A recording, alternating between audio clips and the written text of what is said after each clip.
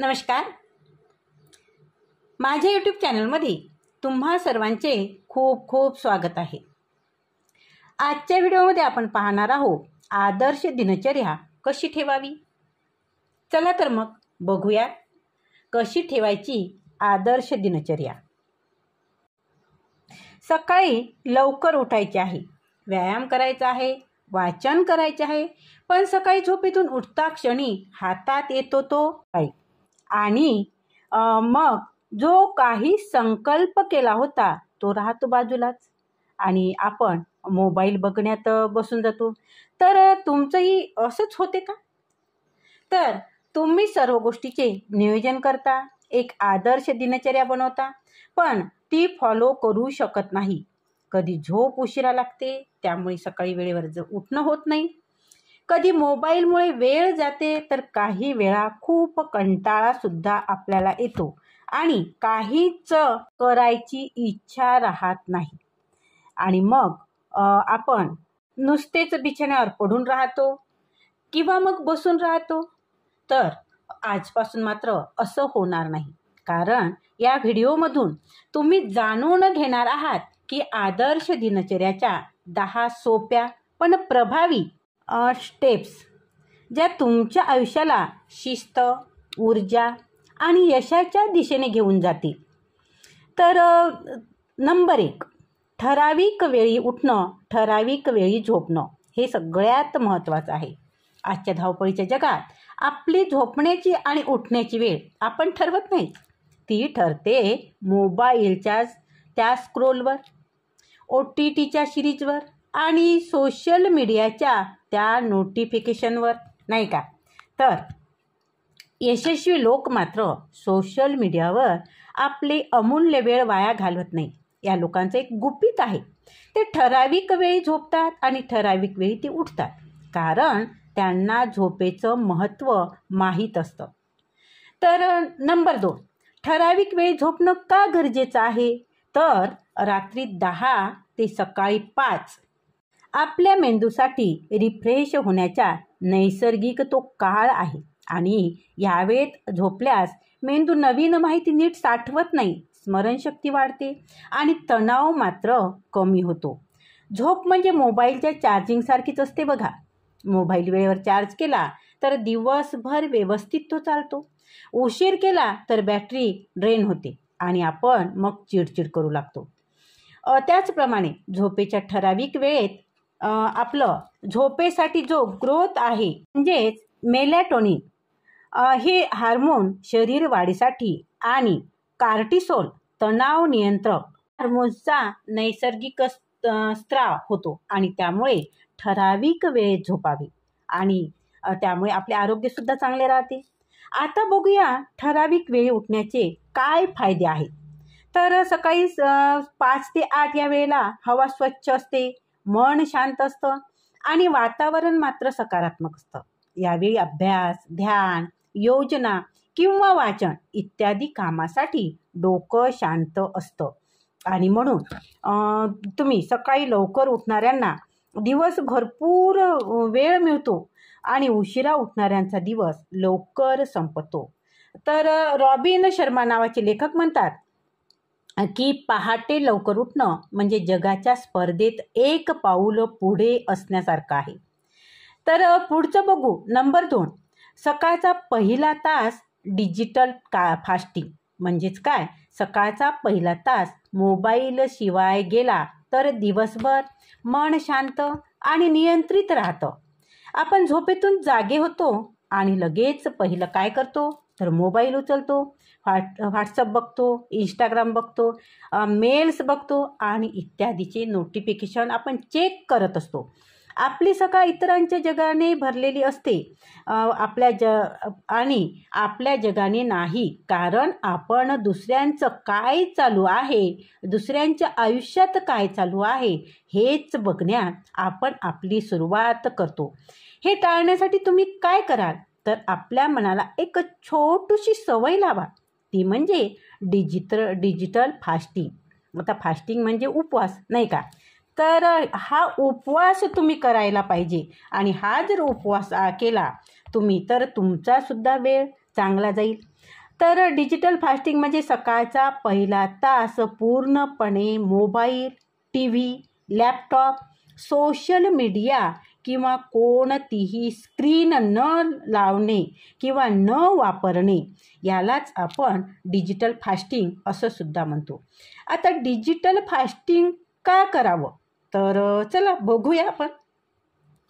तर सकाळची वेळ आपल्या विचारशक्तीसाठी सर्वोत्तम असते, पण जर आपण ती वेळ इतरांच्या स्टेटस, मेल चेक करण्यात जर घालवली तर मन गोंधळून जातं आणि स्क्रोल करताना डोपामिन वाढतं, पण नंतर मन बेचैन होतं.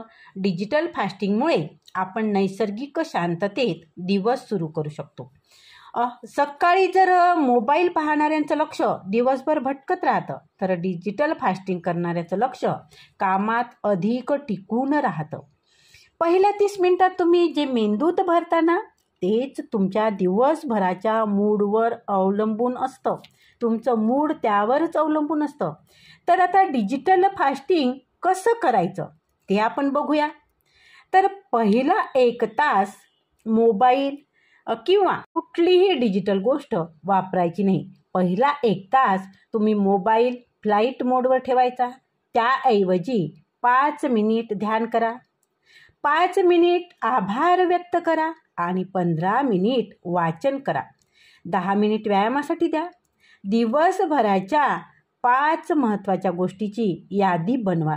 तुम्हाला काय करायचं आहे, आज दिवसभर तुम्हाला काय करायचं आहे याची तुम्ही एक यादी बनवा. यामुळे काय होईल की दिवसभर फोकस वाढतो, चिडचिड कमी होते आणि इतरांच्या जगापेक्षा स्वतःच्या आयुष्यावर नियंत्रण येते आणि मानसिक शांतता तुम्हाला मिळते. तर सकाळचा पहिला तास मोबाईलसाठी नाही तर स्वतःसाठी द्या. मग लोक तुमच्यासाठी वेळ देतील, नाही का? आता बघूया नंबर 3.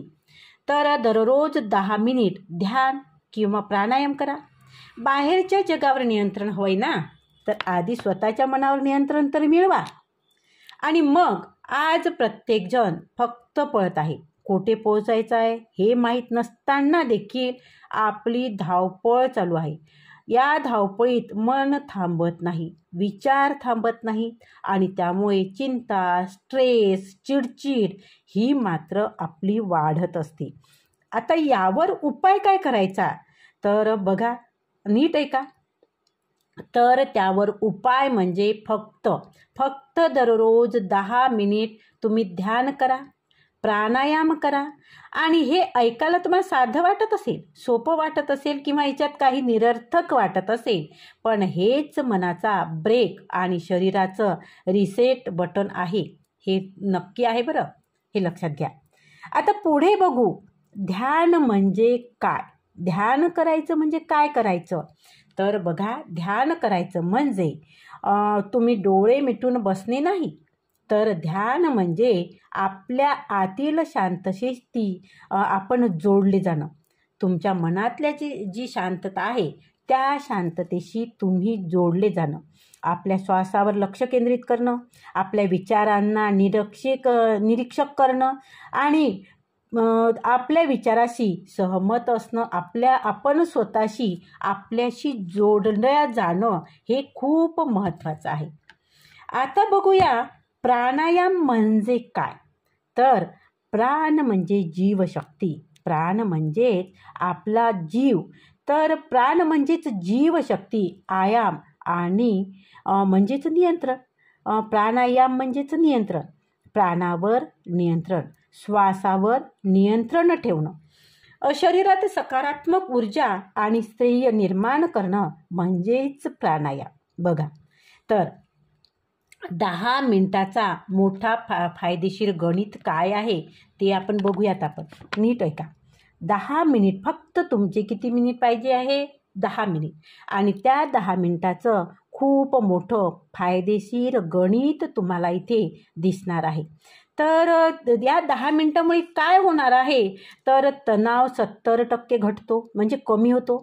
श्वासावर लक्ष केंद्रित केल्याने मेंदूतील कॉर्टिसोल म्हणजे तणाव हार्मोन कमी होतो. एकाग्रता दुप्पट वाढते आणि प्राणायामामुळे ऑक्सिजनचा पुरवठा थेट मेंदूपर्यंत जास्तीत जास्त होतो, त्यामुळे एकाग्रता वाढते. आणखी काय मिळतं तर भावनिक श्रेय मिळतं. मन शांत झालं की राग, मत्सर, चिंता ह्या आपोआप कमी होतात. आपण सचिन तेंडुलकर, विराट कोहली, दीपिका पादुकोण आणि अक्षय कुमार हे सगळे सेलिब्रिटीज आपण दररोज प्राणायाम किंवा ध्यान करत असल्याचे कबूल करतात की नाही. आणि त्यामुळेच त्यांचं शरीर फिट आणि मन संतुलित राहतं. तर त्यामुळे आपलं मन संतुलित राहण्यास मदत होते. आता बघा, स्वामी विवेकानंद म्हणतात, मनावर नियंत्रण म्हणजे संपूर्ण आयुष्यावर नियंत्रण होय. आणि म्हणून मनावर नियंत्रण ठेवणे हे खूप गरजेचं आहे. आजच्या तरुण पिढीसाठी खूपच गरजेचं आहे. आता बघूया नंबर 4, दररोज 30 मिनिट शारीरिक हालचाल करा. दररोज किती मिनिट करायचे आहे? फक्त 30 मिनिट. आणि ह्या 30 मिनिटात तुम्हाला शारीरिक हालचाल करायची. आणि याने काय होईल तर आज तंत्रज्ञानाने आपल्याला खूप काही दिलं आहे, पण शारीरिक हालचाल मात्र हिरावून घेतली आहे, नाही का? पण शारीरिक हालचाल करणे म्हणजे नेमकं काय करणे? तर बाजारात जायची गरज नाही. ऑनलाईन काही ऑर्डर केली की ते जे हवं ते घरपोच मिळतं. किंवा ऑफिसला नाही गेलं तरी घरातून काम करणे आता शक्य झालेलं आहे. तर समोरासमोर संवाद नाही तर स्क्रीनवर भेटीगाठी होतात. आणि ह्यामुळे शारीरिक हालचाल आपली कमी झालेली आहे. त्यामुळे आपण एकाच जागी बसून आयुष्य जगायला लागलो आहोत. आपण हे म्हणू ना की आपण पूर्वीपेक्षा खूप हे झालं, कंटाळा करतो आपण, असं आपण म्हणू शकतो. आणि ह्या सर्व गोष्टींचा परिणाम असा दिसून येतो की वाढलेले वजन, कमी झालेली ऊर्जा, चिडचिड, थकवा आणि आजारपण देखील. आता यावर उपाय काय आहे तर निश्चितच यावर उपाय सुद्धा आहे. तर तुम्ही काय करायला हवं तर दररोज किमान 30 मिनिट शारीरिक हालचाल करणं. यासाठी मोठी जिम, महागडे शूज किंवा महागडे काही गोष्टी आवश्यक नाही आहे. फक्त संपूर्ण शरीराची हालचाल होणे खूप महत्त्वाचं इथे आहे. त्यासाठी कुठल्याही खर्चिक गोष्टी करण्याची तुम्हाला गरज नाही. आता बघू 30 मिनिट का आणि त्यामुळे तुम्हाला काय फायदा होतो, काय फरक पडतो, हा प्रश्न तुम्ही विचारालच की नाही. तर बघा, ह्या प्रश्नाचं उत्तर आहे हृदयासाठी रामबाण उपाय हे तुमचे 30 मिनिट आहे. नियमित हालचालीमुळे रक्ताभिसरण सुरळीत होतं, हार्ट अटॅकचा धोका कमी होतो आणि वजन आणि चरबी नियंत्रित राहते. प्रत्येक मिनिटाला आपलं शरीर कॅलोरीज खर्च करत असते. चालणं, सायकल चालवणं, नाचणं किंवा अगदी झाडू पोछा करणं या सर्व कामामध्ये शारीरिक हालचाली होतातच. आता दुसरी महत्त्वाची गोष्ट म्हणजे काय होते तर मेंदू ताजातवाना होतो. व्यायामामुळे काय होतं, फिन्स नावाचं हॅपी हार्मोन्स तयार होतं आणि त्यामुळे मन प्रसन्न राहतं, आत्मविश्वास वाढतो, नैराश्य दूर होते. त्याचबरोबर तुम्हाला ऊर्जा मिळते आणि झोपसुद्धा तुमची सुधारते. शारीरिक हालचाल केल्याने शरीर थकते आणि गाढ झोपी जाते. आता बघूया, डॉक्टर APJ अब्दुल कलाम असं म्हणतात की ज्यांचं शरीर थांबतं त्यांचं आयुष्य थांबायला लागतं. ज्यांच्या शरीराची हालचाल होत नाही, जे शारीरिक कष्ट करत नाही किंवा शरीराची हालचाल करत नाही त्यांचं आयुष्य सुद्धा थांबतं. असं कोण म्हणतं? डॉक्टर APJ अब्दुल कलाम असं म्हणतात. आणि म्हणून आपली शारीरिक हालचाल होणे खूप गरजेचं आहे. तर आता पुढे जाऊ. आता पुढचं बघू नंबर 5 की हेल्दी नाश्ता घ्या. कारण सकाळचा आहार म्हणजे दिवसभराचं तुमचं इंधन आहे. ज्याप्रमाणे तुमची गाडी पेट्रोलशिवाय चालत नाही, पेट्रोल जर संपलं तर गाडी जशी बंद पडते, त्याचप्रमाणे तुम्हाला तुमच्या ऊर्जा टिकवण्यासाठी आहाराची खूप गरज आहे आणि तो सुद्धा पौष्टिक असायला हवा. म्हणूनच त्यासाठी दिवसभराचं इंधन तुम्हाला हवं आहे. आपण गाडी चालवताना इंधन न टाकता निघतो का? नाही ना. मग दिवसाची सुरुवात उपाशीपोटी का करावी, नाही का? हेल्दी नाश्ता म्हणजे केवळ पोट भरणं नाही आहे, तो आपल्या शरीराला, मेंदूला आणि मनाला दिवसभरासाठी ऊर्जा देणारा पहिला डोस आहे. आणि म्हणून हेल्दी नाश्ता करणे खूप गरजेचं आहे. आता बघू की हेल्दी नाश्ता करण्याचे फायदे काय आहेत. तुम्ही म्हणाल की काय फायदा आहे, हेल्दी नाश्ता का करायचा किंवा का घ्यायचं? तर ऊर्जा मिळते त्यामुळे आणि आळस मात्र कमी होतो. सकाळी उठल्यावर तब्बल 8 ते 10 तास उपवास झालेला असतो, कारण रात्रभर आपण झोपलेलं असल्यामुळे आपल्या पोटात काहीच नसतं आणि 8 ते 10 तास आपण उपवासी असतो. नाश्ता केल्याने शरीराला ग्लुकोज मिळते आणि ऊर्जा निर्माण होते. मेंदू सतर्क राहतो. सकाळी योग्य प्रमाणात कार्बोहायड्रेट आणि प्रोटीन मिळालं तर कॉन्सन्ट्रेशन आणि निर्णय घेण्याची ताकद मात्र वाढते. आता बघा की भुकेवर नियंत्रण. जर सकाळी हेल्दी नाश्ता करतो त्याला दिवसभर जंक फूड खायची गरज भासत नाही आणि त्यामुळे तुम्ही हेल्दी नाश्ता करणं खूप गरजेचं आहे. जंक फूड खाणं नाही, त्यामुळे तुम्हाला ऊर्जा मिळत नाही. तर आता बघू की हेल्दी नाश्त्याचे आदर्श पर्याय कोणते आहेत, की काय घ्यायला पाहिजे. आता तुम्ही म्हणाल काय घ्यायचं, हेल्दी नाश्ता म्हणजे नेमकं काय? तर बघा, हेल्दी नाश्ता म्हणजे मूग डाळीची पोळी, अंड्याचं आमलेट, उपमा, पोहे, थालीपीठ, इडली सांबार, एखादं सफरचंद, पपई, संत्री किंवा भिजवलेले बादाम, चणीसुद्धा चालतात, अक्रोड, शेंगदाणे आणि कोमट पाणी प्लस निंबू आणि नारळ पाणीसुद्धा. ह्या प्रकारचं जर तुम्ही घेतलं तर हे आहे तुमचा हेल्दी नाश्ता. तर बघा, सकाळचा नाश्ता करताना काय लक्षात ठेवलं पाहिजे. तुम्ही सकाळी नाश्ता करताय ना, आम्ही सकाळी नाश्ता तर केलात, पण काय केला, तुम्ही काय लक्षात ठेवायला पाहिजे किंवा काय टाळायला पाहिजे हे आपण बघू. तर यामध्ये मसालेदार तेलकट पदार्थ टाळा. सकाळी जड अन्न शरीराला झेपत नाही. फक्त चहा कॉफी नको, यामध्ये पोषण मूल्य काहीच नाही आणि त्यामुळे ॲसिडिटी वाढते. तसेच साखरयुक्त पदार्थ जसे ब्रेड इत्यादी पदार्थसुद्धा तुम्ही टाळा. कारण काय, यामधून फक्त कॅलरीज मिळतात, पोषण मिळत नाही आणि म्हणून हे पदार्थ तुम्ही टाळायला पाहिजे. आता बघू की रणवीर कपूर आपल्या एका इंटरव्ह्यूमध्ये म्हणाला होता, मी दिवसाची सुरुवात ओट्स, अंडे आणि फळांनी करतो, कारण त्याशिवाय माझं शरीर शूटिंगला तयार होत नाही. तर सकाळचा नाश्ता नसेल तर तुमचं शरीर उपाशी लढत नाही आणि हरतं. मग समजा लढायला जरी तयार असलं तरी मात्र ते हरतं. त्यामुळे न चुकता सकाळचा नाश्ता जरूर करा. आता बघू आपण नंबर 6. आता नंबर 6मध्ये काय आहे, तर तुम्ही एक टू डू लिस्ट बनवा, कारण नियोजनाशिवाय यशाची दिशा मिळत नाही. त्यासाठी तुम्हाला आधी काय करायचं याचं नियोजन करायला हवं आणि त्यासाठी तुम्ही एक लिस्ट बनवा. मनात विचार करण्यापेक्षा ते कागदावर लिहून ठेवा. यश जवळ येईलच. दिवसभर बऱ्याच गोष्टी करायच्या असतात, पण काही ना काही ते चुकतं, विसरलं जातं किंवा पुढे ढकललं जातं आणि शेवटी असं वाटतं आज नाही केलं, आज काही केलंच नाही किंवा आज झालंच नाही, असं सुद्धा होतं. म्हणून यावर एक उपाय म्हणून तुम्ही टू डू लिस्ट तयार करा.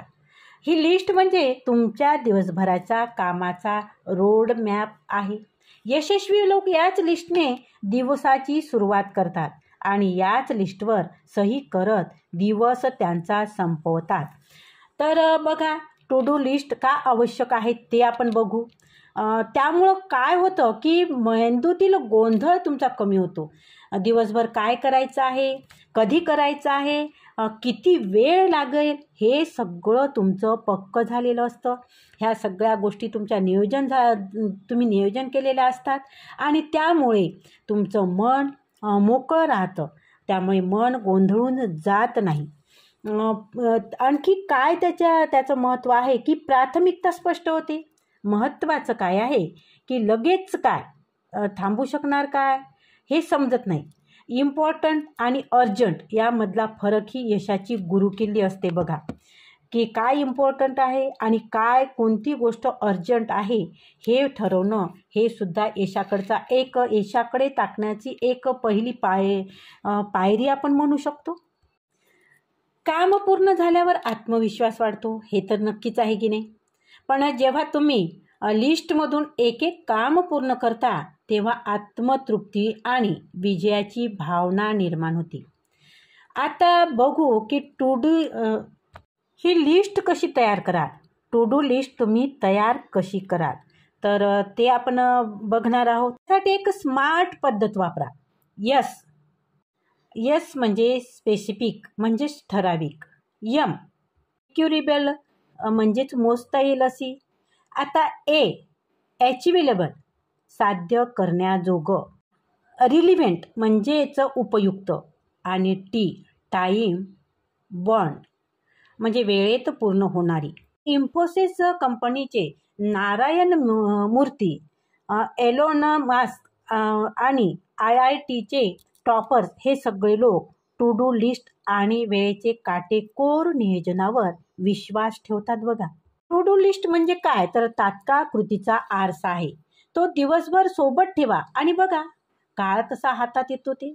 जेव्हा काम कागदावर उतरतं ना तेव्हा सगळ्या गोष्टी तुमच्या नियोजनानुसार होत राहतात.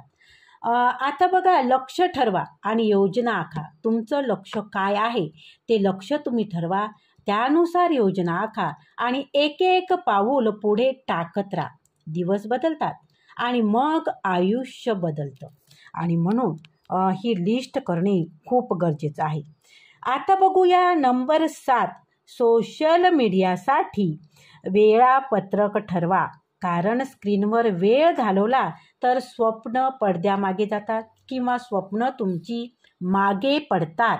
कारण तुम्ही जर स्क्रीनवरच वेळ घालवत राहिला आणि तुमच्या स्वप्नांसाठी तुम्ही वेळच देणार नाही, तुम्हाला काय करायचं आहे हे याच्यासाठी तुम्हाला वेळ जर मिळत नसेल आणि तुम्ही दुसऱ्यांचंच जर बघत राहाल तर तुमच्यासाठी वेळ मिळणार नाही. आणि म्हणून त्यासाठी तुम्ही वेळ ठरवा. तुम्ही सोशल मीडियावर कंट्रोल ठेवला नाही तर ते तुमचं आयुष्यच कंट्रोल करेल. बघा तुम्ही जर सोशल मीडियाला जर कंट्रोल केलं नाही ना तर ते सोशल मीडिया तुमचं आयुष्य कंट्रोल करेल. कोणी दुसऱ्याने तुमचं आयुष्य कंट्रोल करण्यापेक्षा तुम्ही स्वतः तुमचं आयुष्य कसं जगायचं, काय करायचं हे तुम्ही ठरवा आणि त्यामुळे सोशल मीडिया कंट्रोलमध्ये ठेवा. फक्त 5 मिनिटासाठी इंस्टाग्राम चालू करतो आणि लक्षात येतं तेव्हा अर्धा तास निघून गेलेला असतो.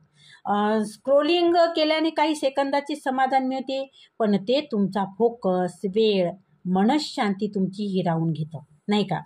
आणि या सवयीवर उपाय म्हणजे काय तर सोशल मीडियासाठी एक वेळापत्रक बनवा ना. हो, सोशल मीडियासाठी टू डू लिस्टमध्ये स्थान असायला हवं पण ठराविक वेळेसाठीच, जास्त वेळेसाठी नाही. सोशल मीडियाचं एक व्यसन आहे आणि ते व्यसन खूप घातक आहे. सोशल मीडियाचं व्यसन का घातक आहे तर टाईमपास नाही, टाईम लॉस आहे. प्रत्येक भारतीय सरासरी दररोज 2 ते 3 तास सोशल मीडियावर घालवतो. ही वेळ शिकण्यात, व्यायामात, उत्पन्न वाढवण्यात किंवा स्वतःला घडवण्यात वापरता आली असती की नाही. पण ही वेळ कुठे जाते तर सोशल मीडियामध्ये जाते. कंपॅरिझनचा विषारी साप. इतरांची पोस्ट पाहून स्वतःचं आयुष्य अधुरं वाटायला लागतं. तो फॉरेनला गेला, तो बिझनेस करत आहे, आपलं काय, हे विचार तुमचा आत्मविश्वास हिरावून घेत असतात. आणि म्हणून सोशल मीडिया जेमतेम म्हणजे कामापुरतं वापरा. डोपॅमिन लूप, मनाची भुकटी, नवीन नोटिफिकेशन, नवीन उत्सुकता, पुन्हा स्क्रोल, पुन्हा नोटिफिकेशन, ही साखळी प्रक्रियेचा लूप बनते. आणि समजा आमिर खान बघा, विराट कोहली बघा आणि दीपिका पादुकोण यासारखे सेलिब्रिटी सोशल मीडियासाठी ठराविक वेळच देतात. ते दिवसातून एकदाच पाहतात. पोस्ट करताना प्रोडक्टिव्ह विचार देतात आणि लगेच लॉग आउट. सामान्य माणूस मात्र दिवसभर यामध्येच गुंतलेला असतो. सोशल मीडिया वाईट नाही आहे, पण त्याचा वापर नियंत्रित हवा. वेळ ठरवा, वापर ठरवा आणि सोशल मीडियाचं तुम्ही मालक बना, गुलाम नाही. आता बघूया नंबर 8. सकाळी छोटासा बघा, संध्याकाळी छोटासा रिव्ह्यू. कारण स्वतःकडे पाहणं म्हणजेच प्रगतीचा आरसा पाहणं आहे. आता दिवसाची शेवट स्वतःशी संवाद साधणं हे आत्मविकासाची पहिली पायरी आहे.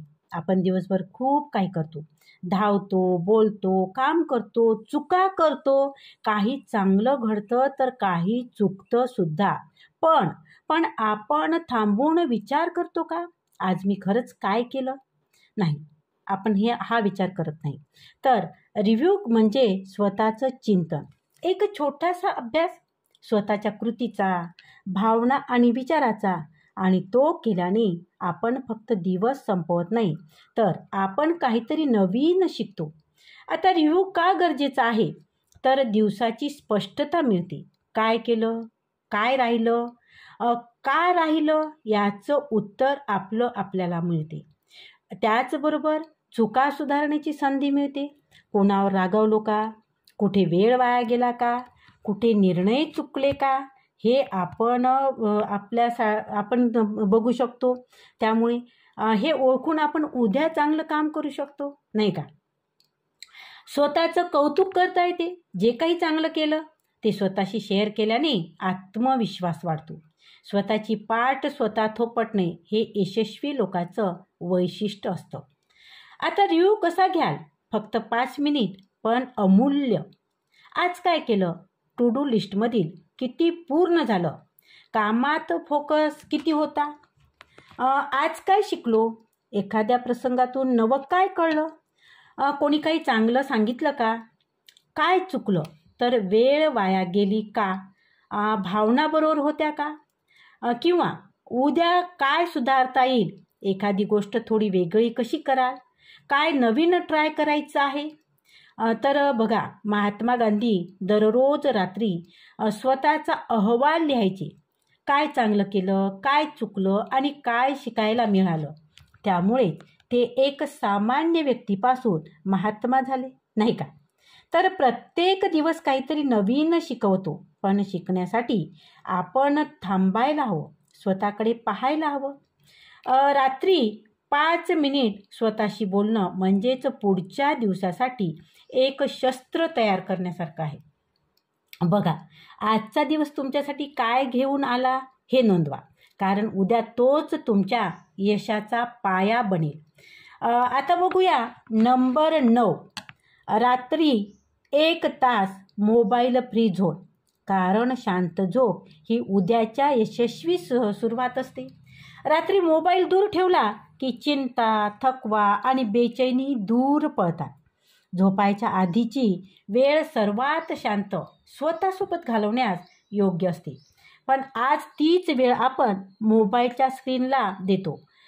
त्याचबरोबर Netflix, YouTube reels, chats, scrolling आणि झोप उशिरा लागते, स्वप्नही तुटक आणि मन अशांत. आता यावर उपाय काय आहे? तर रात्री झोपण्याच्या आधीच 1 तास पूर्णपणे मोबाईल फ्री झोन ठेवणे हे खूप गरजेचं आहे. आता बघूया मोबाईल फ्री झोन म्हणजे काय. तर रात्री ठरवलेला 1 तास, उदाहरणार्थ रात्री 9:30 ते 10:30 या वेळेत कोणतीही स्क्रीन वापरणं टाळणे. मोबाईल असो, लॅपटॉप असो, TV असो, कोणतीही स्क्रीन वापरणं टाळा. आता याचा काय फायदा आहे? तर मेंदू नैसर्गिक झोपेसाठी तयार होतो. मोबाईलचा निळा प्रकाश मेंदूत मेलाटोनिन या झोपेसाठी गरजेच्या असलेल्या हार्मोनला अडथळा आणतो आणि त्यामुळे उशिरा झोप लागते आणि सकाळी डोळ्यावर ताण जाणवतो आणि त्यामुळे आपल्याला उशिरा झोप येते. झोपेचा दर्जा सुधारतो. मोबाईलपासून लांब राहिल्यामुळे गाढ झोप लागते आणि सकाळी ताजंतवानं वाटतं. त्याचबरोबर दिवसाची सुंदर चिंतन करता येतं. मोबाईल मुक्त वेळेत आपण स्वतःकडे वळतो. काय साध्य केलं, काय सुधारायचं आहे आणि उद्या काय करायचं आहे हे आपल्याला ठरवता येतं. आता बघू मोबाईल फ्री झोनमध्ये काय कराल. तर ह्या वेळेत तुम्ही 10 ते 15 पान पुस्तक वाचा, तुम्हाला जे आवडतील ते. यामुळे काय होईल की तुमची कल्पनाशक्ती वाढते, शब्दसंपत्ती वाढते. दिवसाचा छोटासा रिव्ह्यू लिहा. विचार स्पष्ट होतात, मन हलकं राहतं. 5 ते 10 मिनिट ध्यान करा. झोपेच्या आधी मन शांत होतं. कृतज्ञता लेखन करा, सकारात्मकता वाढते. कुटुंबासोबत बोलणं, नात्यामध्ये त्यामुळे जिव्हाळा निर्माण होतो. आणि हे लक्षात ठेवा की झोपण्याच्या अर्धा तास आधी मोबाईल फ्लाईट मोडवर ठेवा. शक्य असल्यास मोबाईल दुसऱ्या खोलीत ठेवा.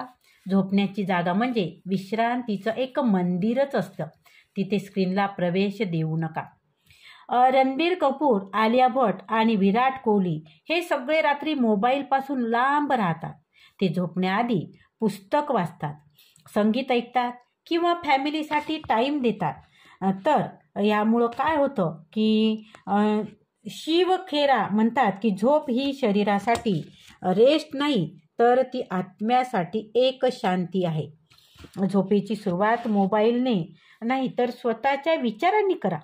1 तास मोबाईलपासून दूर राहून तुम्ही केवळ झोपेचा दर्जा सुधारत नाही, तर तुमचं मन, शरीर आणि आयुष्य पुन्हा ऊर्जावान करता.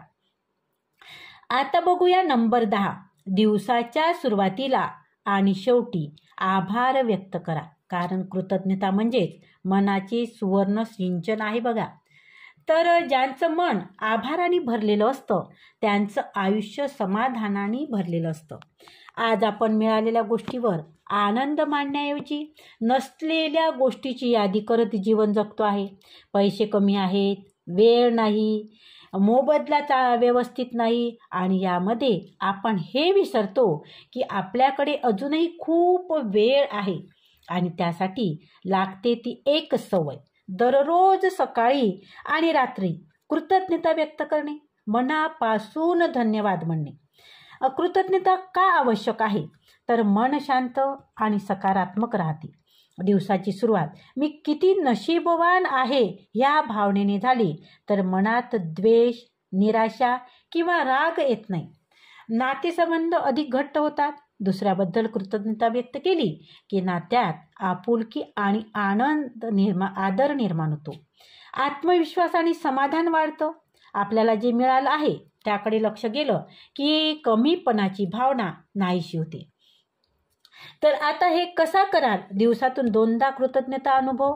तर सकाळी उठल्यावर झोपेतून उठता क्षणी लगेच 2 मिनिट डोळे मिटून स्वतःला सांगा, मी आज नव्या दिवसासाठी आभारी आहे. माझ्या घरासाठी, माझ्या कुटुंबासाठी, माझ्या शरीरासाठी आणि संधीसाठी सुद्धा. मला जी मिळालेली संधी आहे त्या संधीसाठी सुद्धा मी कृतज्ञ आहे.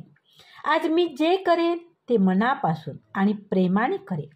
रात्री झोपण्यापूर्वी 3 गोष्टी लिहा किंवा मनात म्हणा ज्या गोष्टीसाठी तुम्ही त्या दिवशी आभार मानता. उदाहरणार्थ, आज मी एक नवीन गोष्ट मला शिकायला मिळाली, आईसोबत वेळ घालवला, खूप आनंद झाला. माझ्या आरोग्याची मी आज थोडी काळजी घेतली, त्याबद्दल सुद्धा मला खूप आनंद झाला. सकाळी आभाराने दिवस सुरू करा आणि रात्री समाधानाने तो संपवा. कृतज्ञता ही फक्त एक भावना नाही आहे, ती एक आयुष्य जगण्याची एक शैली आहे. आयुष्य बदलण्यासाठी चमत्काराची गरज नाही आहे, फक्त चांगल्या दिनचर्येची गरज आहे. आणि म्हणून रोजची तुमची दिनचर्या ही ठरवते की तुमचा दिवस कसा जाईल. तर धन्यवाद, खूप खूप धन्यवाद. व्हिडिओ जर तुम्हाला आवडला असेल तर व्हिडिओला लाईक करा, व्हिडिओ शेअर करा. कमेंट मात्र जरूर करा आणि चॅनलवर जर तुम्ही नवीन असाल तर चॅनलला सबस्क्राईब जरूर करा आणि कमेंटमध्ये मात्र हा व्हिडिओ कसा वाटला ते जरूर सांगा. धन्यवाद. खूप खूप धन्यवाद.